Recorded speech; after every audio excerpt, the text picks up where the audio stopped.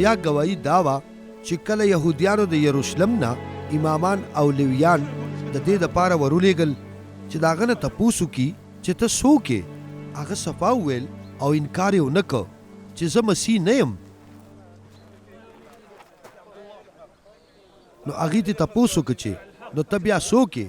ته الیاس یې څه؟ هغه جواب ورکړه چې نه زه هغه نه یم. ته هغه نبي یې څه چې موږ یې په انتظار کیو؟ هغه جواب ورکړه چې نه. بیا هغې د هغه نه تپوس وکړه چې نو ته څوک یې؟ ځکه چې موږ چا رالیږلي یو چې هغې ته جواب ورکو. نو ته خپل ځان څه ګڼې؟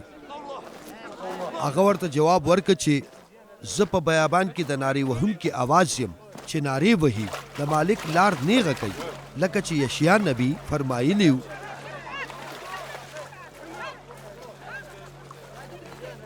بیا هغه کسان چې فریسیانو رالیږلي وو د هغه نه یې تپوس وکړو که نه ته مسیح نه الیاس نه هغه نبي نو ته بیا ولې بپتسمه ورکوې؟ یحیی هغې ته جواب ورکړ زه په اوبو بپتسمه ورکوم، خو ستاسو په منځ کې یو کس ولاړ دی چې تاسو هغه نه پیژنئ.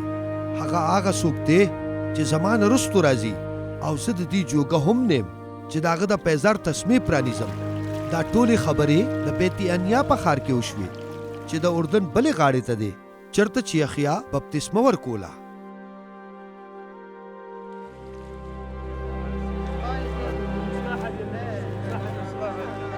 بله ورځ یحیی ولیدل چې عیسی د هغه طرف ته را روان دی. هغه وفرمایل چې وګورئ د خدای پاک ګډورې، څوک چې د دنیا ګناه په ځان وړي. دا هم هغه دی د چا په هکله چې ما ویلي وو چې زما نه به وروستو یو کس راځي، څوک چې زما نه لوی دی ځکه چې هغه زما نه مخکې موجود و. زه په خپله هغه نه پیژنم، خو زه په دې وجه د اوبو سره د بپتسمې ورکولو دپاره راغلم چې هغه بني اسرائیلو ته څرګند شي.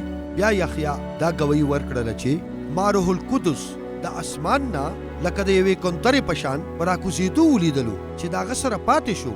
ما په خپله دې نه پیژنده، خو هغه چا چې زه د اوبو د بپتسمې ورکولو دپاره رالیږلی یم هغه ما ته وفرمایل کله چې زما روح په راکوزېدو ووینې او د چا سره پاتې شي نو هم دا هغه کس دی چې په روح القدس په بپتسمه ورکوي.